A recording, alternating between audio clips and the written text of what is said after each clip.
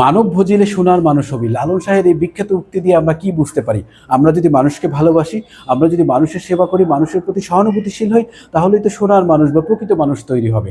আজকে আমরা একটা ব্যাপারে কথা বলতে পারি, ইনফিরিয়রিটি কমপ্লেক্স অথবা হীনমন্যতা। আমাদের সমাজে অনেকে আছে নিজেদেরকে খুব ক্ষুদ্র ভাবতে পছন্দ করেন, নিজেদেরকে অপেক্ষাকৃত কম যোগ্যতা সম্পন্ন চিন্তা করেন।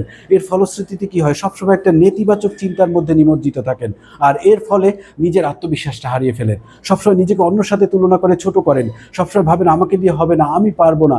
এর ফলে অতি সংবেদনশীল হয়ে পারেন। কেউ যদি ছোট কথা করে তাকে আঘাত করে, ছোট কথা বলে আঘাত করে, এর ফলশ্রুতিতে সে কি করেন? অতি সংবেদনশীল হয়ে নিজের আগ্রহ, নিজের আত্মমর্যাদাটাকেই হারিয়ে ফেলেন। এটাই ইনফিরিয়রিটি কমপ্লেক্স অথবা হীনমন্যতা। এর কারণটা কি? কারণ হলো আমরা একটা নেগেটিভের মধ্যে বড় হই। আমরা ছোটবেলা থেকে শুনি তুমি পারবা না, তোমাকে দিয়ে হবে না, দুষ্ট ছেলে, তুমি এটা করো না, তুমি পারবা না, ওই ছেলেটা বেশি ভালো কাজ করে। এই নেগেটিভিটি একটু একটু করে আমাদের মধ্যে ঢুকে পড়ে এবং আমাদের যে কর্মদক্ষতা, স্পৃহা, আমাদের যে সৃজনশীলতা, এগুলো আমরা একসময় হারিয়ে ফেলি। এটাই নেগেটিভিটি বা ইনফিরিয়রিটি কমপ্লেক্স।